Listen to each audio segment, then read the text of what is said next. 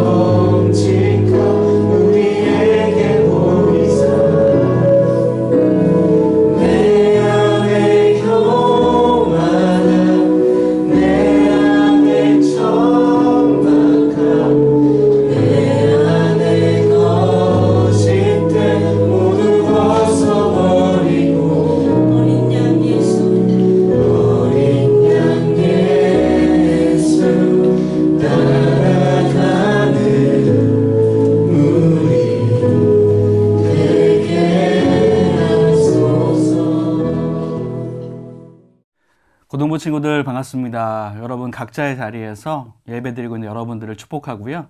오늘은 특별히 인터넷 예배로 여러분의 집에서 각자의 자리에서 하나님의 말씀을 듣고 예배하는 시간으로 갖도록 하겠습니다. 여러분 하나님 말씀을 먼저 보고요. 함께 말씀 나누도록 하겠습니다.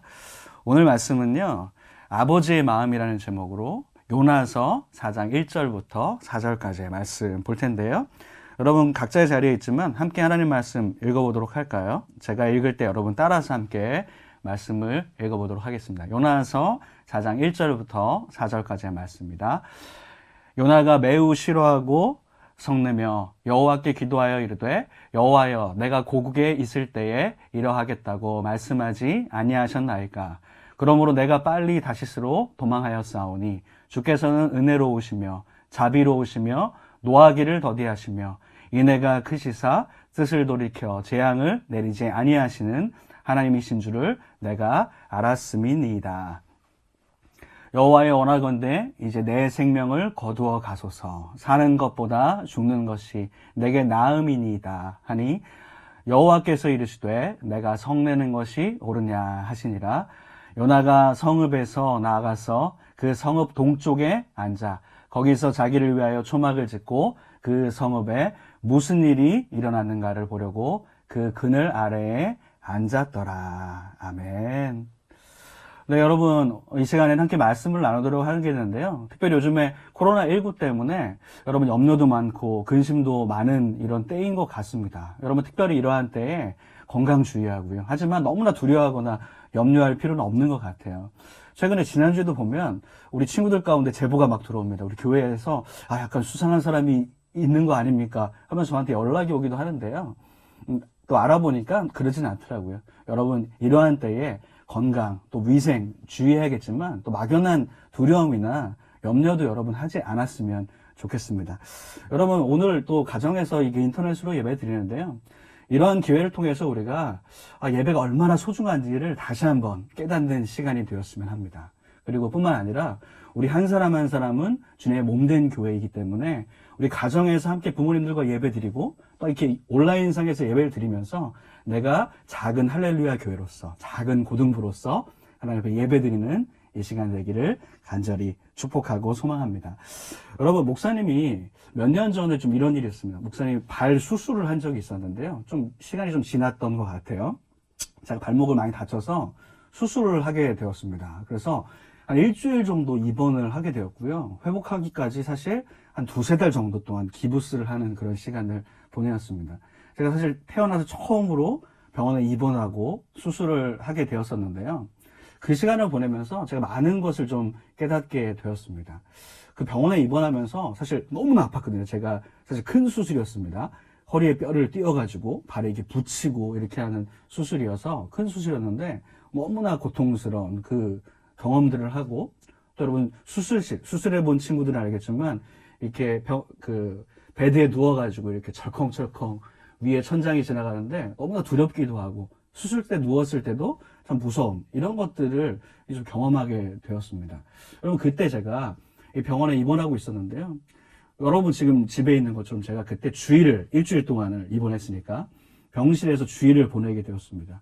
제가 이렇게 병실에 누워 있는데 제 마음이 참 이상하더라고요. 내가 주일 예배도 못 드리고 지금 이곳에서 무엇 하고 있는 건가? 내 발은 왜 그런 건가? 이러면서 마음이 좀 심란할 때 그 밖에서 제가 그때 서울에 있는 병원에 입원을 했었는데 어느 성가대였던 것 같아요. 성가대가 복도에서 찬양을 부르는데요. 그때 찬양이 찬송가 평화와 평화로다 이런 찬양이었는데 제 마음 가운데 너무나 하나님의 음성같이 다가오면서 마음에 평안을 얻었던 경험들이 있습니다. 제가 그러한 경험들을 하면서 예배가 얼마나 소중한지 깨닫게 되었고요. 또 병원에 입원한 분들, 아픔 가운데 있는 분이 어떤 마음 가운데 이렇게 있는지 그것을 깨닫게 되는 그런 시간이 되었습니다. 어쩌면 그때는 조금 아프기도 하고 힘들기도 한 시간이었지만 지금 돌아보면 하나님이 그 시간을 통해서 나를 훈련시키시고 깨닫게 하시는구나 그런 경험을 하게 되었습니다. 여러분 그때 그 일뿐만 아니라 저에게 하나님께서는 많은 그 이외에도 경험을 통해서 또한 지금도 이 목사님도 훈련시키시고 하나님의 사람으로 만들어 가고 계시는 것을 볼 수가 있습니다. 여러분, 성경의 많은 인물들은요, 사실 이 훈련을 통해서 하나님께서 하나님의 사람으로 만들어주시고 깨닫게 하시는 것을 볼 수가 있습니다. 특별히 여러분, 구약 성경에 보면 광야라는 곳에서 하나님의 사람들을 훈련시키시는 것을 볼 수가 있습니다. 여러분, 광야에서 몇 명 예를 좀 들어볼까요? 하나님의 사람, 모세는 광야에서 40년 동안 하나님의 사람 훈련받는 시간을 가졌습니다. 여러분, 요셉은 애굽에서, 또한 광야에서, 또한 주인의 집에서, 또한 감옥에서 훈련의 시간을 보내게 되었고요. 이스라엘 백성도 40년 동안 이렇게 광야에서 시험을 받게 됩니다. 예수님도 광야에서 40일 동안 금식하시면서 하나님 앞에 시간을 보내게 되었죠. 여러분, 그런데 많은 사람들이 이렇게 광야에서 훈련받기도 하고 때로는 다른 곳에서 훈련받기도 하는데 성경에 특이하게 훈련을 받은 사람이 있습니다. 누구냐면 바로 오늘 살펴볼 요나입니다. 요나는요, 광야도 아니고 다른 곳도 아니고 고래 뱃속에서 하나님의 훈련의 시간을 보내게 되게 된 것이죠. 여러분, 요나를 좀 소개를 좀 하도록 하겠습니다. 요나는요, 먼저 북이스라엘의 선지자였습니다. 선지자였고요. 아직 북이스라엘이 멸망하기 전에 선지자로서 하나님의 메시지를 전하는 그런 사람이었습니다. 요나라는 뜻을 보면 비둘기라는 뜻을 갖고 있습니다. 평화를 전하는 비둘기라는 뜻이 되겠고요. 성경에 나오는 제1호 이방인 선교사이기도 했고, 우리가 오늘 말씀 살펴보겠지만 물고기 뱃속에서 훈련받았던 바로 선지자이게 되겠습니다. 한때 사람들은 이 요나 이야기를 과연 사람이 그 고래의 뱃속에서 이렇게 살아남는 것이 과연 실제 이야기일까, 이렇게 의문을 갖는 사람도 있었는데요. 여러분, 실제로 몇십 년 전에 제임스 버틀레이라는 어부가 이 향유 고래 뱃속에서 발견된 일이 있었습니다. 놀랍게도요, 그 뱃속에서 살아 있었고요. 그리고 그 향유 고래의 배를 가르니까, 잡힌 향유 고래에서 배를 자르니까 이 살아있는 사람이 나오게 된 것이죠. 그 1909년에요, 사우스 조지아에서 잡힌 흰긴 수염 고래가 지금까지 발견된 제일 큰 물고기라고 합니다. 길이가 33.58인데요. 여러분, 흰긴 수염 고래 이렇게 생겼죠. 무게가 190톤 정도, 사람이 들어가도 충분히 할 수 있는, 이 성경에 나오는 물고기가 아마 이런 고래가 아닐까, 그런 생각이 듭니다. 많은 짐승들 중에서, 포유류 중에서 여러분, 사람은 굉장히 작지만 이렇게 크기를 보면 이 고래는 이렇게 큰, 사람도 능히 삼킬 수 있는 그런 크기가 되어진 것이죠. 아마 고래가 가장 큰 동물이 아닐까, 그런 생각이 듭니다. 여러분, 이 시간에는요, 먼저 요나의 스토리, 오늘 4장 말씀을 살펴봤는데 그 앞에 스토리들을 그림을 보며 좀 설명을 좀 하도록 하겠습니다. 여러분, 먼저 하나님께서 이 요나에게 이렇게 말씀하시나, 너의 원수지만 니느웨에 가서 복음을 증거해라 했습니다. 요나는 그것에 대해서 불순종하고 정반대인 다시스라는 곳으로 가게 되어지는 것을 볼 수 있습니다. 하나님께 불순종한 이 요나 가운데 풍랑을 일으켜서 하나님은 이 배를 풍랑 가운데 있게 하십니다. 이때 요나가 깨닫게 되는 거죠. 이 풍랑이 내가 불순종한 나 때문에 이렇게 된 것이구나, 이렇게 생각을 합니다. 그래서 요나는 나를 바다에 던져라, 그러면 너희들이 풍랑이 잠잠게 될 것이다, 이렇게 말하면서 스스로 바다에 뛰어들게 되어지는 것이죠. 그때 이 요나를 큰 물고기가 요나를 삼키게 되고요. 이 물고기 뱃속에서 요나는 기도하는 시간을 보냅니다. 3일 동안 기도하면서 뭐라고 기도했을까요? 하나님, 그동안 저의 잘못을 용서해 주십시오. 하나님께 불순종한 저의 모습을 용서해 주십시오. 이렇게 간절히 기도하게 되어진 것이죠. 그때 하나님께서는 이 요나를 다시금 이 물고기를 통해서 무태, 뱉게 해주시고요. 결국에는 니느웨로 결국에 돌아가서 순종한 요나는 복음을 증거하게 되고, 또한 이 많은 백성들이 주님께 돌아오고 회개하는 멸망받을 니느웨가 구원받게 되는 놀라운 역사, 이 이야기가 바로 오늘 요나서의 이야기가 되겠습니다. 여러분, 그런데 이 이야기가 여기서 끝나면 너무나 아름다운 스토리일 것 같은데요. 사실 그 이야기는 그렇게 아름답지 어떻게 보면 4장 말씀으로 이어지고 있는 것을 볼 수가 있습니다. 그 반전의 스토리가 이어지게 되는데요. 하나님의 복음을 비록 원수의 나라 니느웨에게 증거했던 요나가 그 마음을 바꿔서 하나님께 원망하고 있는 장면을 볼 수가 있게 되어지는 것이죠. 여러분, 근데 오늘 이 요나의 모든 스토리를 통해서 제가 발견하고 싶은 것은 무엇이냐면, 하나님께서 과연 이 모든 일들을 통해서 요나가 알기 원하셨던 하나님의 마음은 무엇일까? 이거를 두 가지로 좀 살펴보도록 하겠습니다. 첫 번째는요, 바로 영혼을 향한 하나님의 사랑, 영혼을 향한 사랑을 바로 요나가 깨닫고 알기 원하셨던 것이라는 겁니다. 여러분, 이 요나는 이 성경에 보면 하나님께 화를 내고요, 불순종한 그런 선지자입니다. 그런데 사실 요나가 그런 사람이 아닙니다. 하나님께 순종하며 또한 원래 선지자로서의 사역을 온전히 감당했던 사람입니다. 여러분, 성경에 보면요, 이 요나에 대해서 이야기하는데 말씀 한번 보도록 할게요. 열왕기하의 말씀에 보면 이스라엘 하나님 여호와께서 그의 종 가드헤벨 아미떼의 아들 선지자 요나를 통하여서 이 요나에 대해서 열왕기하에도 말씀하고 있는데요. 뭐라고 얘기하냐면, 여로보암이 이스라엘 영토를 회복하되 하맛 어귀에서부터 아라바 바다까지 하였으니, 요나를 통해서 하나님의 말씀이 선포되어지고요, 이스라엘의 영토까지 회복되어지는 귀하게 쓰임을 받은 그런 사역자요 선지자였던 것이죠. 근데 여러분, 오늘 말씀의 요나는 왜 이 니느웨로 가서 복음을 증거하는 것을 그렇게 싫어했을까요? 왜 하나님께 불순종하면서 그렇게 나아갔을까요? 여기서 보면 분내는 선지자 요나를 볼 수가 있는데, 왜 그러냐면 바로 이스라엘 백성의 원수의 나라, 그리고 그 수도가 바로 니느웨였기 때문입니다. 여러분, 그 생각을 해보면 좋을 것 같아요. 우리에게도 일제의 강점기가 있었는데 일본을 생각하는 마음은 지금도 다 복잡 미묘합니다. 원수의 나라 같이 멸망하기 일보 직전인데, 내가 복음을 증거하면 그들이 구원을 받고 살아날 것이다, 이렇게 생각하면 우리가 인간적인 생각이 볼 때 어쩌면 요나의 마음을 이해할 수도 있을 것 같습니다. 자기의 생각대로는 정말 이해할 수 없던 거죠.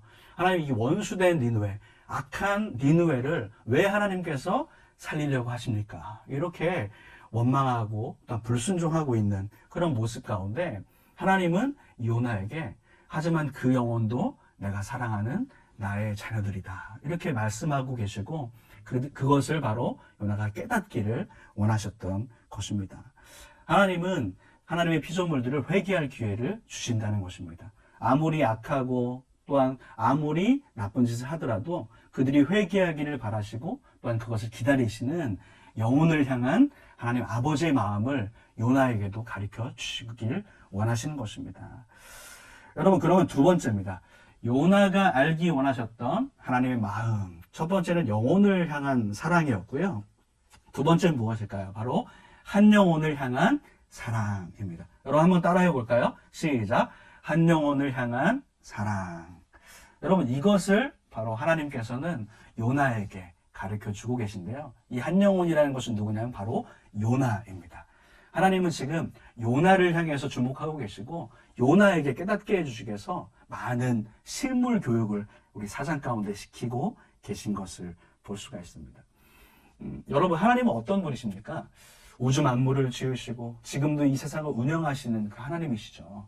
그래, 하나님께서 지금 사장 말씀 요나에게 찾아오고 계십니다. 그 한 영혼 요나를 주목하고 계시고요, 요나에게 그 깨달음을 통해서 실물 교육을 시키시는 것을 볼 수가 있는 것입니다. 요나는 사실 하나님께 결국에 순종해서 니느웨에 오긴 했지만, 니느웨의 거리가 한 사흘 길을 가야지 복음을 증거할 수 있는 길인데, 하루만 그냥 건성건성 이야기합니다. 뭐라고 하냐면요, 40일이 지나면 니느웨가 그냥 멸망할 것이다, 그냥 이 정도 얘기하고 또 멈추게 됩니다. 하지만 그 가운데서도 놀랍게 회개하는 역사가 일어나게 된 것이죠. 왕부터 시작해서 모든 사람들이 죄를 뒤집어 쓰고 하나님 앞에 회개하며 결국엔 그들이 구원받게 되는 것인데요. 분명히 요나는 이 하나님의 마음을 알았습니다. 하지만 어떻게 행동하냐면요, 보면 니느웨가 비록 회개했지만 이들이 멸망하는지 안 하는지 저 산 위에서 초막을 치고서 지켜보고 있는 것입니다. 분명히 하나님께 순종해서 그렇게 자기가 복음을 선포했지만 여전히 그 마음 가운데는 그들이 멸망하길 바랐던 것이죠. 하나님이 과연 이들을 멸망시키는지 그렇지 않는지 한번 살펴보자. 이렇게 생각하고 지켜보고 있는 것을 볼 수가 있는데요. 하나님은 이 요나를 깨닫게 하기 위해서 박넝쿨을 준비하시는 것을 볼 수가 있습니다. 이게 뭐냐면요. 카카이로라는 식물인데요. 그리고 그 식물이 요나가 이렇게 니느웨 성을 바라보면서 이렇게 앉아있을 때 이 카카이로라는 식물이 그를 덮어서 햇빛으로부터 그를 보호하게 한 거죠. 하지만 하나님은 소품을 하나 더 준비하십니다. 뭐냐면 이름 모를 식성 좋은 벌레 한 마리를 준비했습니다. 그래서 그가 시원하게 박넝쿨을 통해서 쉬었지만 이 벌레를 보내서 그것을 갉아먹게 하시는 것이고요. 동쪽에서 뜨거운 바람을 이 요나에게 불게 하여 주십니다. 여러분, 이것을 통해서 바로 요나가 깨닫기를 원하시는데요. 하나님께서는 이 요나 한 사람을 위해서 이렇게 신이 소품을 준비하시고 그에게 이 모든 것들을 통해서 깨닫게 하시는 것을 볼 수가 있는 것이죠. 9절 말씀을 좀 보겠습니다. 오늘 성경 읽었던 말씀 뒤에 말씀인데요. 제가 한번 읽을게요.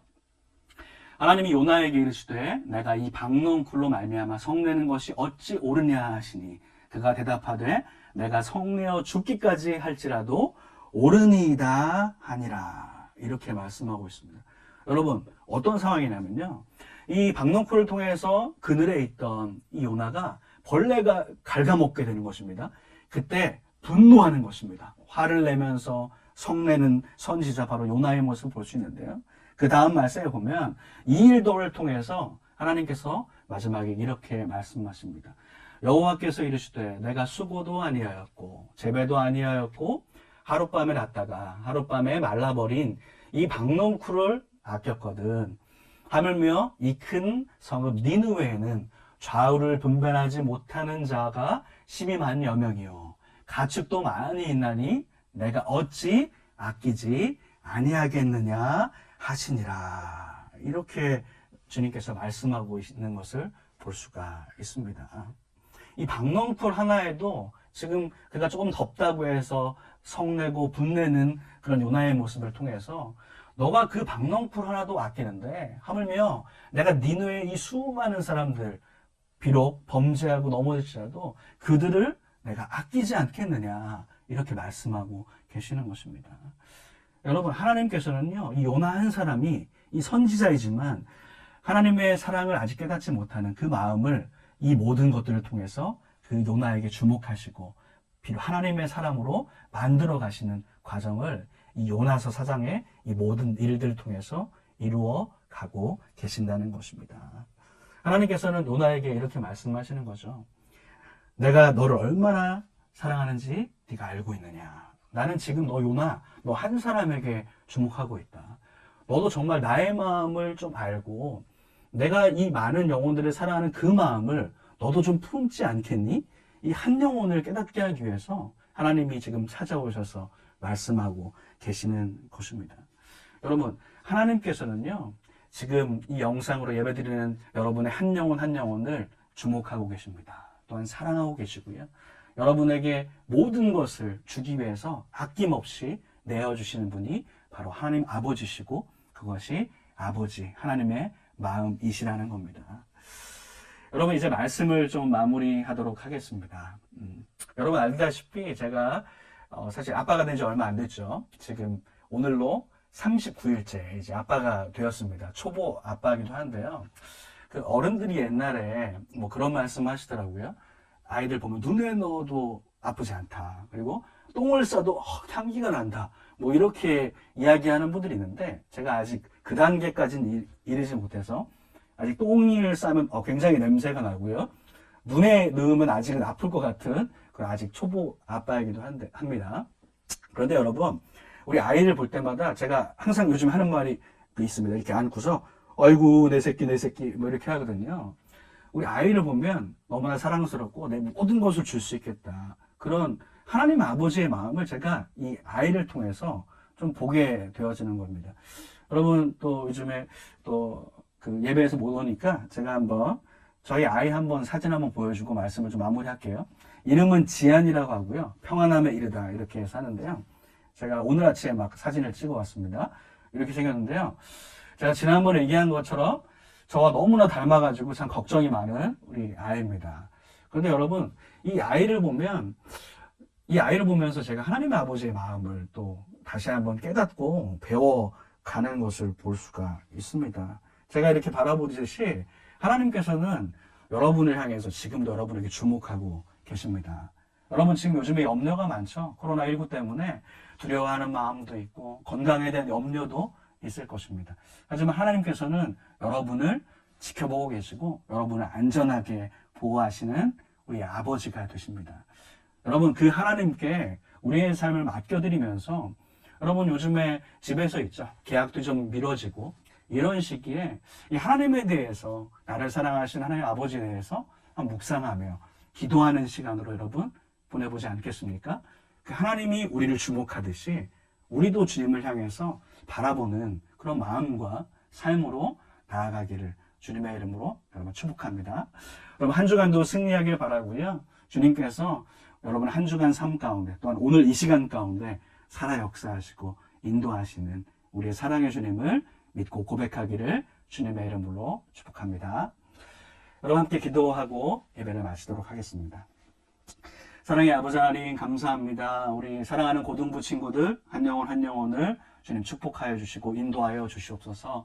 지금 어느 곳에서 예배하든지 하나님을 향한 그 마음으로 예배하는 우리 친구들 가운데 주님 축복하여 주시고 특별히 요즘 같은 상황에서 살아계신 하나님을 더욱더 의지하며 생명의 주인 되신 아버지 하나님을 경험할 수 있는 귀한 시간 될 수 있도록 도와주시고 하나님께서 우리 친구들을 안전과 또한 마음을 위로하여 주시고 함께하여 주시옵소서. 주님 우리를 그렇게 인도하실 주님을 의지하옵고 지금은 우리 주 예수 그리스도의 은혜와 하나님 아버지의 영원하신 사랑하심과 성령님이 함께하시고 인도하시고 보호하시는 그 손길이 하나님 아버지의 마음을 깨달으며 그 아버지께 우리의 마음을 조금이라도 드리길 원하는 그 마음으로 고백하는 우리 고등부 친구들 가운데 우리 모두 가운데 영원토록 함께 하시기를 축원하옵나이다. 아멘.